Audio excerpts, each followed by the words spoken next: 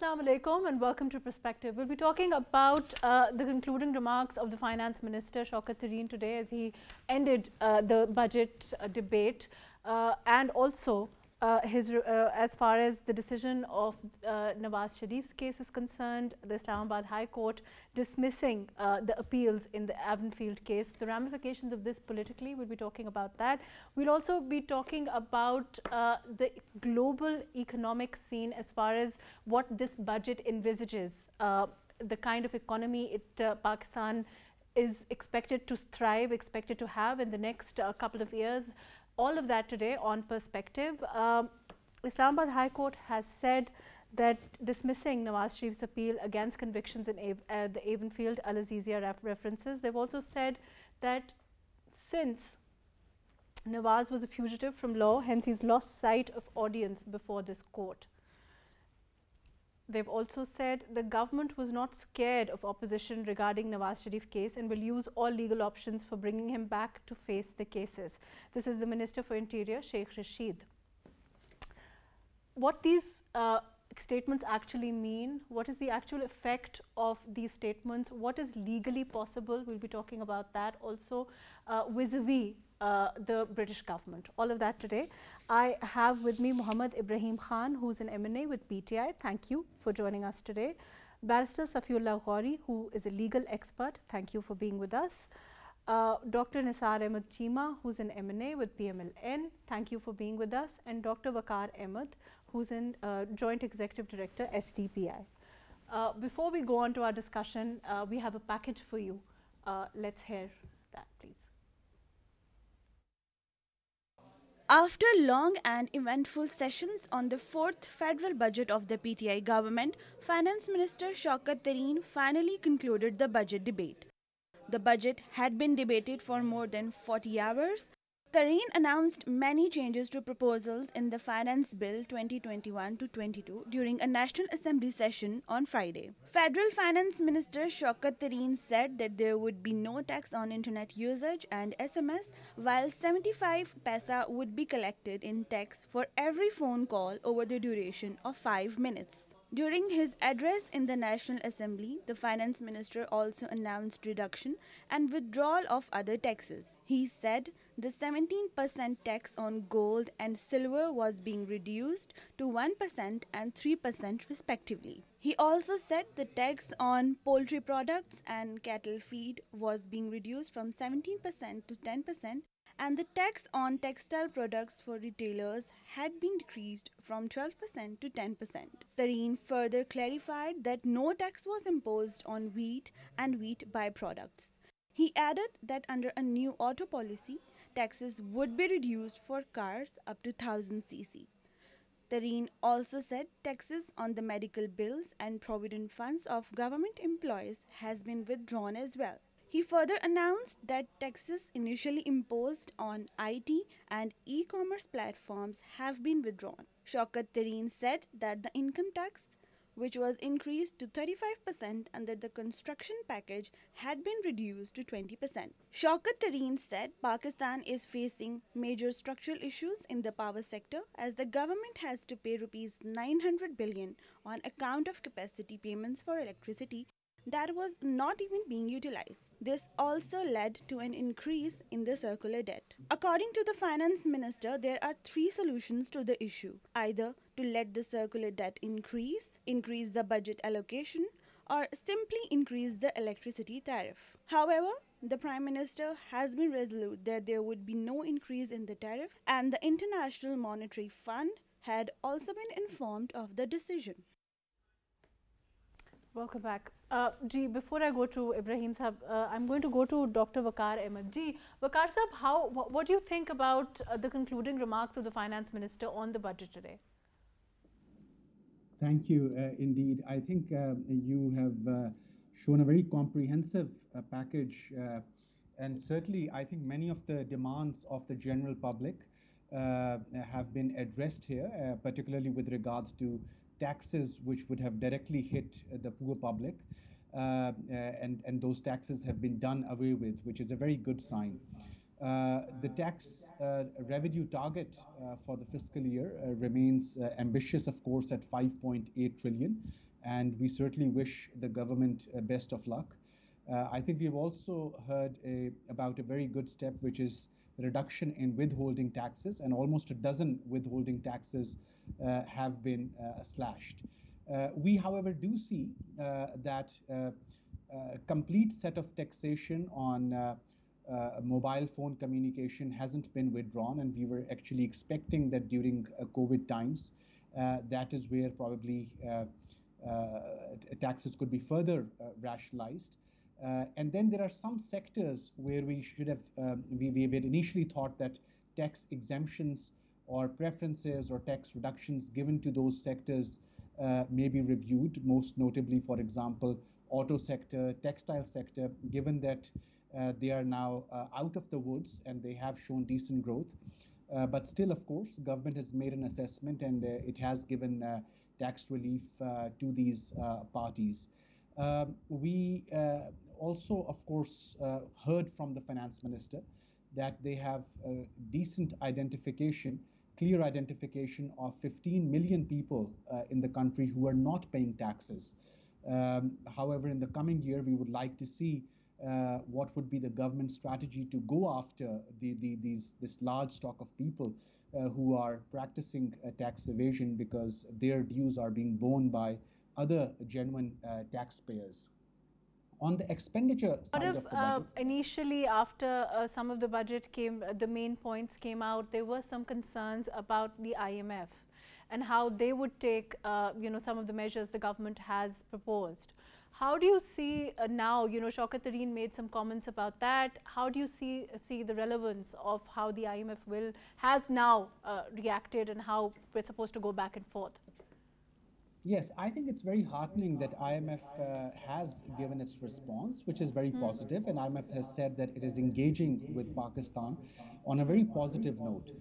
Second, of course, IMF has also noted that the kind of conditionalities that were there in the program, they were based upon the assumption of very low economic growth, which is not the case now. Pakistan has actually demonstrated a much better economic growth, which, for example, many of the multilateral development partners or bilateral development partners were not expecting. So this sort of gives us a better bargaining chip with the IMF, and one hopes that given that the apprehensions or pressures from COVID-19 have still not subsided, one really hopes that going forward IMF will remain sympathetic towards Pakistan. Right. Okay. Let me come back to you. I'm going to go to Ibrahim Saab. Ji, Ibrahim Saab, you're of course you're being a part of the government. How do you see now? How do you see the reaction of the opposition also to the budget? We saw some of the speeches come out, and what do you say about that? You see, most of those speeches I've been hearing were more like personalized attacks on party basis, and it was nothing to do with the budget itself. Now, there are very few who really understand the theory of economics and how things are handled and the budgets are made.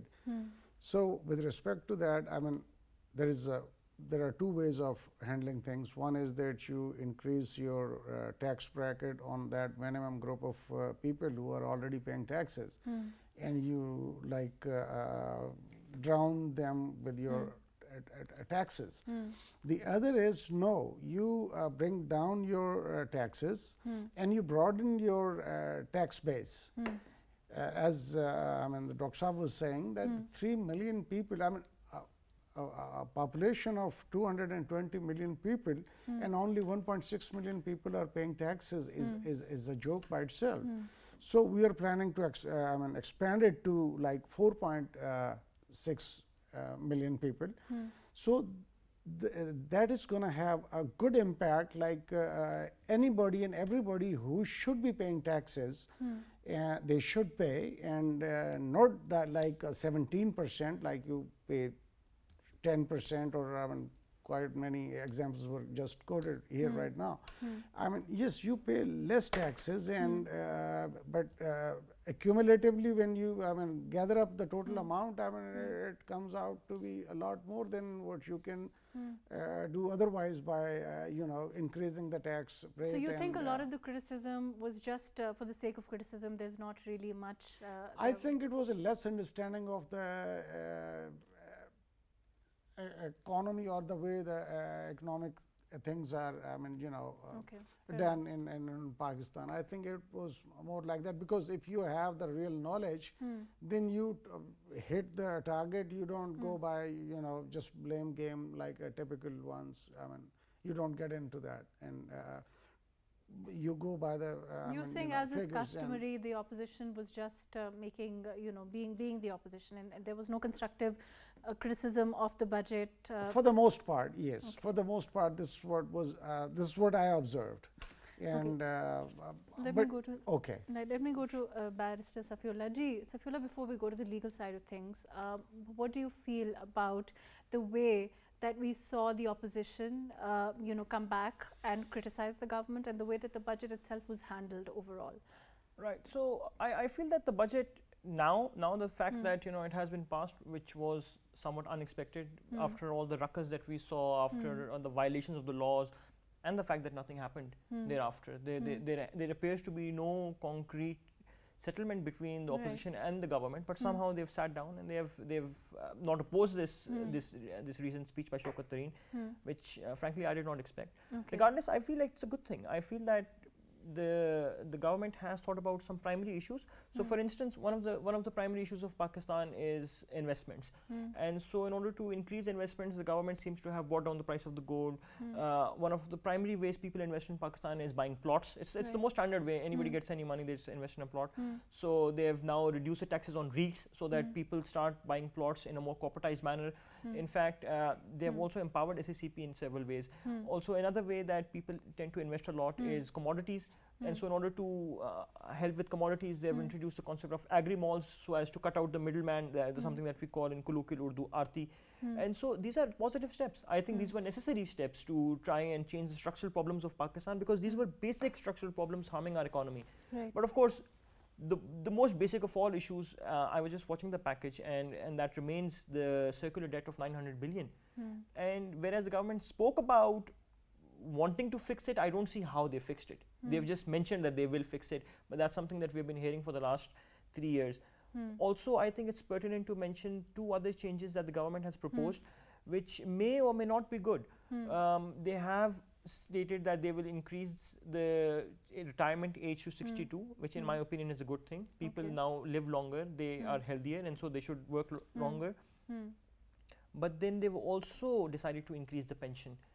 And pension is where a lot of our money is going already. There's a huge chunk, maybe close to 1/4 of the Pakistan's budget that's going in supporting pension. And so if we keep increasing pension without getting any return on it, unfortunately we would like to be a welfare state, but we're a poor country. We don't have unnecessary money to spend. And so this is, I suppose, it's a tactic that would please the people of Pakistan, but not necessarily something that will pay off for the economy. But I guess it's to be expected that the government would be looking at how it can please the people, considering that's very close to the... Well, yes, I suppose that in the end they work as democratic parties, and in order to stay in power is to have people-pleasing tactics. Right. But these people-pleasing tactics is such as BISP and and soft cards and just doling out money does not encourage the industry. And so if you keep giving people money for doing nothing... That's an interesting expression. I want to come to that. I will go to Ibrahim Khan Sahab with this, that do you think the government is doling out money? No, it's really not. Actually... Let me come back to you, Ibrahim Sahab. I'm going to go to Nisar Ahmed Chima Sahab. Ji, Nisar Sahab, are you with us? Ji, Nisar Sahab, what do you... Sorry, I can't, he can't hear me, there's a problem there. Ji, Waqar Sahab, what about, let me ask you this. How do you see this? Do you think that, there has been criticism, other people have also said that it seems to be like the government is doling out money to please people in this budget. Do you agree with that? difficult times for the poorest of the poor, and World Bank has just come up with their own report wherein they are saying that due to the COVID-19 and other pressures, poverty in Pakistan, poverty rate is almost touching slightly above 39% now. So with 40% of your population below the poverty line, I think the government is certainly under pressure to increase its social protection, and Ehsaas program is one of those measures. Provinces are also pitching in here. Now, on the doling out of the money, of course, the manner in which the money is disbursed, it can be improved. It remains a reform in process.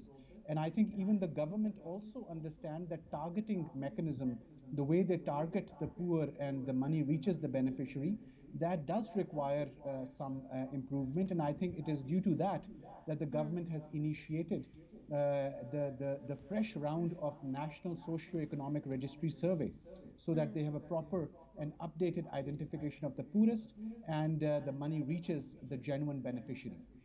Okay, fair enough. Ji, Ibrahim sir. Yes, I was saying that it's basically not to please the people, it is to facilitate those, particularly when it comes to the retired people and their families. They really need support because they have served the country for 30 to 40 years period, and but also because the last budget, if you compare this budget, this seems to take more into account the people, and it's more people friendly, no? Definitely, it's more people friendly. Our economy is picking up, and we are expecting to generate more money. And once you have more money, this is people. I mean, money is for the people, so it should be spent on people instead of taking different routes and going abroad. This is what our basic policy is, and we are basically working on that. Okay, I want to move on to the court's decision. Safiullah, how do you see this? Of course, the Islamabad High Court said he's an absconder, and therefore, but legally speaking, if Nawaz Sharif were to choose to come back tomorrow, for example, how will that play out? Right. So even in the judgment that the High Court, Islamabad High Court has given, they have said that if he were to come back, they would put him up for review. Right. So they have given him some leeway. Okay. And so this is a very interesting judgment for a variety of reasons. Now, the High Court has followed the law. CRPC section 540 clearly says that any person who's undergoing a criminal trial must be produced in person before the court. There's no doubt about it. And so on top of that, they also, the NAB prosecution also put up this case from 1985, which is the Hayat Khan case, in which it stated that anybody who remains an absconder then loses all his constitutional rights. Okay. And so because of that judgment, the High Court was in a way duty bound to follow the law and give this judgment. I think if we were to look at the law, something very interesting has happened for Nawaz Sharif, which is that the High Court has given him a lot more leeway than it would give to any other person. Okay. The fact that this conviction was first suspended by the Islamabad High Court was a big thing in itself. And then after suspension, they kept giving him time, kept calling him. He did not come. And so this is entirely on Nawaz Sharif. Nawaz Sharif is a man of a lot of resources. He's a rich man. It's not like he could not afford a ticket back to Pakistan. But see, this is where I have an interesting problem with the judgment, which is that now this judgment lays down the exact procedure that you are supposed to follow every time with an absconder. Okay. And Nawaz Sharif is not the only absconder. There are millions of absconders. In fact, I have a case tomorrow, and I'm very worried about that case in light of this judgment, because a lot of people undergoing criminal cases in Pakistan have their lives, and they have to attend to their lives, so they have to fly out. Now, in the midst of a global pandemic, when people cannot travel easily. So what does it exactly do? What so does the so so see, that's what it does. What it does is it says that they've lost all their rights, and you are to proceed with them, with full throttle. They have nothing anymore. They have no defense of any sort. It doesn't distinguish Mr. Sharif's case particularly. But no, it does not. See, it talks about the law of Pakistan, and it re-emphasizes Section 540, and that's what it. So by re-emphasizing Section 540, it is paving the way for all other courts to follow suit. And so in any other case now, and this is rife in Pakistan, when it comes to our legal practice, it's very common for us to tell clients that they do not have to consistently attend courts, because you know that in Pakistan, court cases go on for decades. Right, and if they're going on for decades, and if a person is consistently coming to courts on and over and over again, it's a waste of their time, it's a waste of their resources. And so courts understand it, courts give leeway, but So the first problem that I have is the floodgate argument, which is that now what do all the other people do who have this problem going on? The second problem I have with this is the lack of imagination, Maro. Okay. We live in the 21st century, 2021. We're being given judgments from 1985, which is, I agree, as per law, binding upon us, but we could have used some innovation. In a time when we have Skype and Zoom and all sorts of technology, we can have e-hearings. I don't see why the courts could not do that. Why is it that they need Nawaz Sharif in person to conduct a trial? This could have been. You think Nawaz Sharif would have been okay with attending an e-hearing? If the court orders it, it's not like he would have an option. And versus what he has now, I think an e-hearing would have been a much better option. At least he would have been allowed to present his defense. Now he has nothing. So you're saying that give him that option, give everybody that option. Give everybody that option, because this could have been a model case for the rest of Pakistan, and for the courts to follow, so that everybody could have had e-hearing, so that everybody could have had new innovative ways of attending court, rather than us being stuck. But don't you think that then we would be arguing that he is perhaps being given some sort of an additional that's benefit? Happened. He has been given additional benefits. The fact that his conviction was suspended was an additional benefit. But in big cases like these, additional benefits of this sort then have a trickle-down effect on all other people.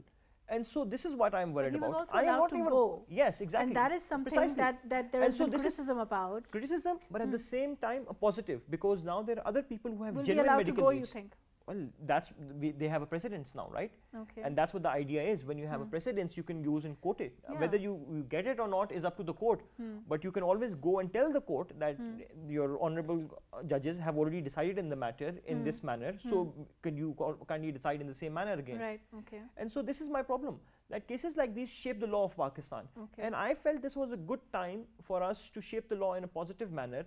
Instead, we have stuck to our archaic roots and proven that law is in fact a conservative profession, where we do not have room for improvement, where we do not have room for innovation. Which is fair enough. I mean, if we come down to it, if legally speaking, as a lawyer, I mean, judges were acting true to their. I mean, they could have gone down. I led the argument with the fact that yes, legally this judgment is correct. You cannot assail it as per law. Okay, but you don't agree with it. That's your opinion. I feel that this could have been handled in a different manner. It in a different manner, and that manner would have ended up benefiting Pakistan more. That's just my opinion. Okay. Ibrahim Saab. I think, Ibrahim Saab, don't you think that Barrister Safiullah, I mean, he gives a fair point that, there's been a lot of latitude allowed to Nawaz Sharif. Absolutely. Even by the courts and by the government also, considering that, we've had this debate about who allowed him to go and how. Literally pressurized into one of the honorable judges stating that if anything happens to Nawaz Sharif, government will be responsible for it. So, I mean, there are a lot of things that one has to look into, but he has a very genuine, it is an innovative way of addressing the issue.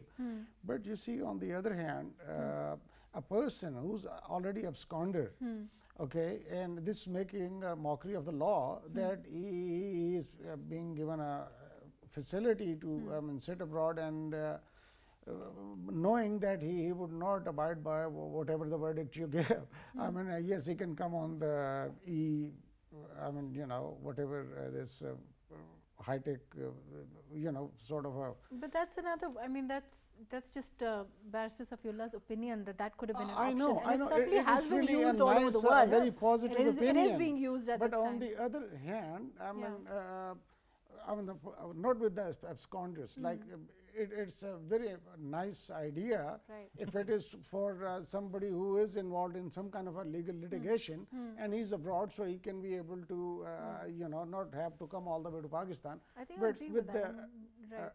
But with the, absconders, I don't think this will be fair. If he was getting e-hearings, he wouldn't be an absconder, is my point. Abscondence is because he's not coming. I mean, he is absconder because he has defied the law to begin it with. By and not now coming. Even if so he's saying that if he were allowed to appear. That's what I'm saying. So if he was allowed to appear electronically, he wouldn't be an absconder. So that's what the problem is. That the reason why you will need a major change in the law, then you will have to. But then you would have no absconders. I think that's a good thing. Why do you want absconders? Why do you not want people appearing for hearings? You don't want people to stay in this country and face the law? No, I would want people to appear before hearings. And so let's look at it from another perspective. Say Nawaz Sharif had come. He had attended the hearing and the court would have governed the judgment on merits. Would have said that no, Nawaz Sharif is still a criminal. We uphold the conviction. Kudos to the court, decided on merit rather than on a technicality which is abscondence. This would have, at the end of the day, upheld the court's stature more than it does right now. If the court had held that and he would still not have come? He will still not. Then he would have been. Then because he would have been given a chance, right? But he would not have been. But he would not have taken that chance. Right now. You also said for all intents and purposes he could come back tomorrow, but he's choosing a man not of resource. to. Absolutely, he's a man of resource. He certainly could. But let's once again we have to see the impact this has on the masses. Many other people cannot. They cannot afford to come. There are people stuck in Dubai who are laborers who have cases going on here. How do they come? But do you think it's reasonable to compare the two? Absolutely, because his case is now going to have an impact directly on their cases. I'm telling you, I have a case tomorrow and I'm worried about it. My client is not very resourceful. He cannot come from whichever country he is in right now. And so I'm genuinely worried. And tomorrow if the judge says, oh, Nawaz Sharif's judgment has come out, so far the judge was allowing this leeway. He was saying, okay, fine, if he's not coming, I understand there's a global pandemic. Tomorrow the judge might change his mind. He might say, I don't care about the global pandemic. I want the person to be here. I don't care about anything else. And so in a time like this, we have to try and figure out more innovative manners. But like I said, the court did not decide to be innovative and that's the court's discretion. So what do you think will happen now, in your opinion? I mean, legally speaking, practically speaking, can we expect Nawaz Sharif Sahab to come back? I think Nawaz Sharif has been very clear he's not coming back. And good particularly with this kind of advice, I think he'll certainly make sure that he might even hire him. Nawaz Sharif is not coming back. I think we all know that. So what happens then, legally speaking? He loses all his property. His property is already being auctioned. Which is something that he's expecting, I'm sure. Well, yes, of course. So I suppose in very simple terms. So when we have statements from the government saying that the government is not scared of the opposition and will use all legal options from bringing him back face to face, what are those legal options? So eventually it always comes down. Yes. So eventually it always comes down to placing him on red list and asking Interpol to try and apprehend a criminal and bring him back to Pakistan, which is a possibility. You think it's possible? It's happened before. Yes, it's happened in countries. It's happened with a lot of African dictators. They have been deported back to their countries. We have also examples of money that has been sent back to individual countries. Very interesting examples. Hasn't happened in Pakistan. Just hasn't happened in Pakistan, but that's because of our extremely incompetent law enforcement agencies. I don't want to get into details of how absolutely incompetent they are, but apart from that, yes, and we haven't gotten a single penny back, whereas poor African nations have.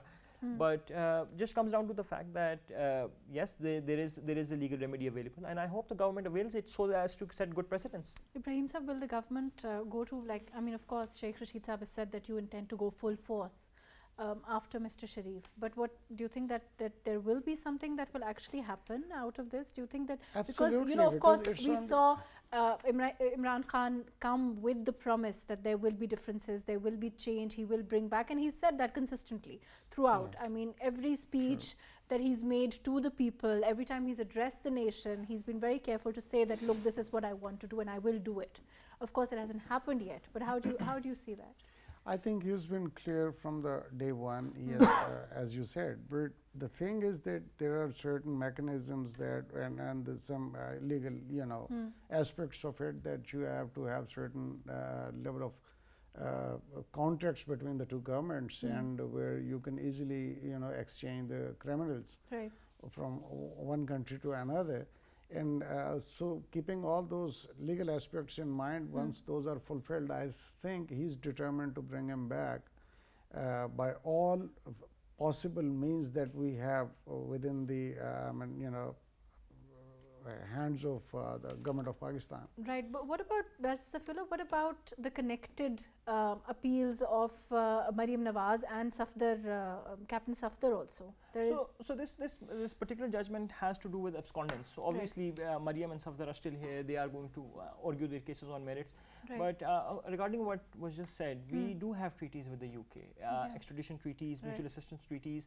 Being a Commonwealth country, these were some of the earliest treaties that we signed, and these are treaties that are being implemented. In fact, the UK enforces them very often. And that's the funny thing. We may or may not enforce them upon the UK, but they consistently get criminals who have Pakistanis who are in fact British passport holders who have committed a crime in Britain and run away to Pakistan in various locations. Are sent back. They have gotten them back time and again because they are a little more worried about justice than perhaps we are. So we have everything in order. Like I said earlier, we are just exceptionally incompetent at getting things done, and it's very clear why we are. In fact, if you were to look at the kind of things we have been doing them all wrong. I sort of know a little bit. Let me come back to you, Barrister Safiullah. We have Barrister Danial Chaudhary with us, who is with the PMLN. Barrister Sahab, how do you see this development? Do you think that, I mean, of course, we've heard that Nawaz Sharif doesn't intend to come back and face the courts. What does the PMLN have to say about that?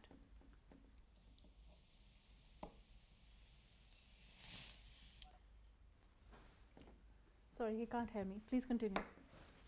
Did I? Sorry, yeah, I've sort of lost my train of thought. I think I was talking about the extradition treaties and the fact that we have mutual assistance treaties between both countries. So we are able to. We just have not even started the process yet. And we have not started the process perhaps because we do not know how to start the process. It's a failure of the government at the highest level because I think this is where they lack the relevant capacity and they haven't even hired the correct resources to try and rectify that. So we have this issue at hand, and I feel generally for PTI it's good news overall, because now they know for a fact that the supremo of their opposition is not a threat anymore. And with Nawaz Sharif gone, they have only the likes of Bilawal to deal with, and perhaps Shehbaz Sharif, which You're saying that the government doesn't really want Nawaz Sharif to come back?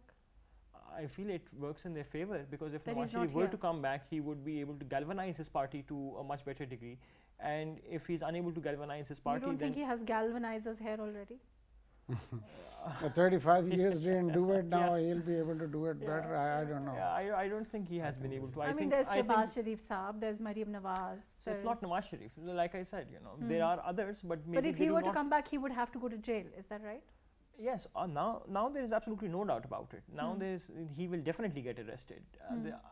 He has closed every door that there was available, and like we have said earlier, that he was given exceptional leniency by the courts, by the government, but he did not take any of it, perhaps because he was too afraid of the consequences, perhaps because he felt that the evidence was too damning. I don't know what the reality is, why Nawaz Sharif chose what he did. What happens if Nawaz Sharif comes later, perhaps 5 years down the road?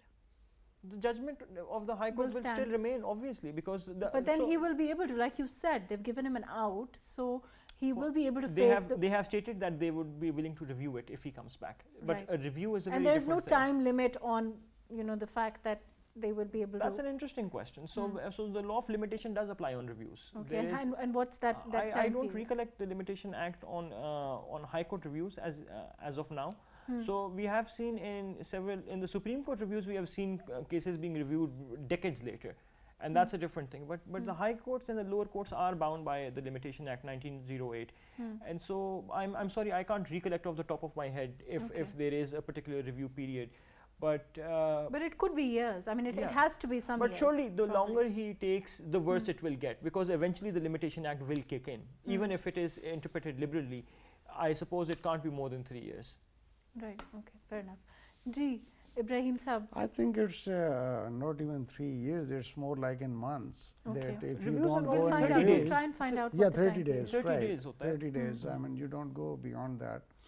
But of course, there is exceptions to that, and I mean that's why I'm saying. So well, if we were Nawaz to Sharif, quoting Nawaz Sharif, then there are all kind of exceptions available. I mean, right. And unfortunately, more like it sounds like the law plays for him. Let's move to a little towards the politics side of it. How do you see? What do you see the immediate future of the PMLN? You think that?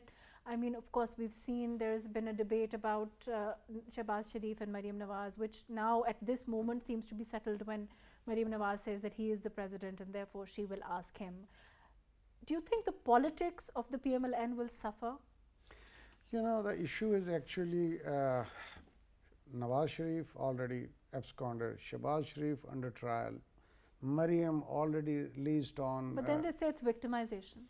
Is it a victimization? She's a convicted criminal. Okay, she was released on the basis of humanitarian grounds that she will be serving her father. And father went abroad, and she's, I mean, for the purpose that she was granted bail, has not been served, and now she should be back in the jail, basically, in any civilized country. Why isn't she though? I have no idea. I mean, just the way they. There are all these humanitarian grounds here that are at play, and I think for particular would families only. Right. I mean, this is very unfortunate. Very unfortunate. But I mean, you see, law of the land should apply to all, and it should be across the board. And in certain cases, I mean, with regards to the few families, I mean, it's, I mean, treated differently, and I think. But then again, like Barrister Safullah is saying, there is, I mean, a lot of issues with that. There is the failure of our own investigative agencies. We've seen the problems with NAB also. I want to add something here, if I may. So this is something that I consistently write about as well. It's something that I've been talking about for a very long time.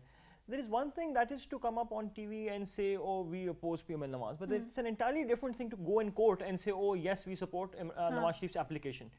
And so this is something that I've been talking about. Right now, the government has every opportunity. They can go to the court and they can apply, and they can say, you know, Maryam Nawaz has, you know, was given bail on certain terms. You know, those terms are no longer relevant. Kindly arrest her.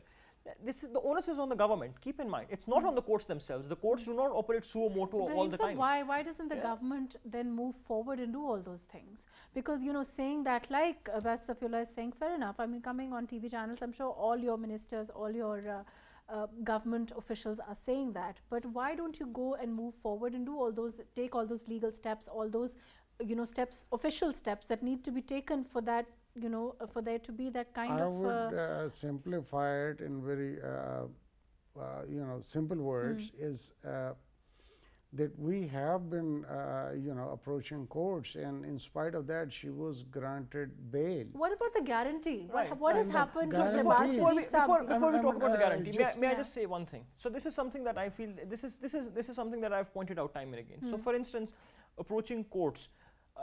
When Nawaz Sharif approached courts saying that he ought to be given bail on humanitarian grounds, the government had every opportunity to oppose him. Which they the government did not oppose him. The government supported him in the court. On TV, they opposed him. On TV, they said, "Oh, look at what Nawaz Sharif is doing. You know, he's pretending to be sick. Oh, we don't think he's sick. He's making it up. He's a liar." But when it comes to courts, they said they do not have any problems. They said, you know, the judge asked the government, and the lawyer of the government said, you know, we are perfectly okay. Please do grant him bail. We have the applications on record. So these are public. The great thing is that these are public documents. These can be viewed at any point of time by anyone.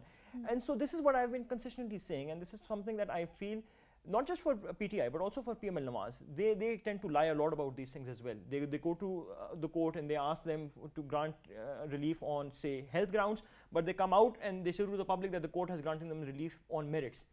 And so constantly twisting the court's narrative, constantly putting in what their political thought is onto the court's record is something that I feel constitutes consistent contempt of court by every party in Pakistan. It's you not. Don't think it's just politics? It's very unfortunate, and I feel this is something that I've been constantly writing about, because what I've done is, in many of my articles, I've taken excerpts from their applications and I've put them up on record for people to see that they gave statements in the court that were entirely different from statements they gave before press clubs, before the media. And so this is something that we continue to see, that they continue to play politics with law as well. Law is a sanctified profession. No, you don't, I mean, do politics with law, but certain decisions make you think twice, because even in case of Nawaz Sharif, I mean, he was a guarantor of an absconder, and he was even granted bail to go abroad. I mean, come on, give me a break. Which law allow, I mean, in which civilized country you go and the Pakistani law clearly allows it.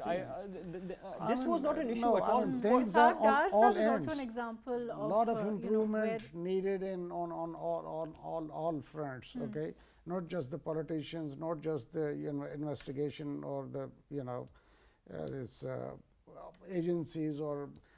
I think as a society as a whole, we need to make a lot of improvements and bring in judicial reforms and bring in administrative reforms, and we need a lot of room for improvement. There's no disagreement there, Ibrahim. So we've been talking about that for a while. Of course, we need judicial reforms. I'm not at all suggesting that our judges are beyond any reprieve, that they do not make mistakes. Of course they do. They are approachable in many cases.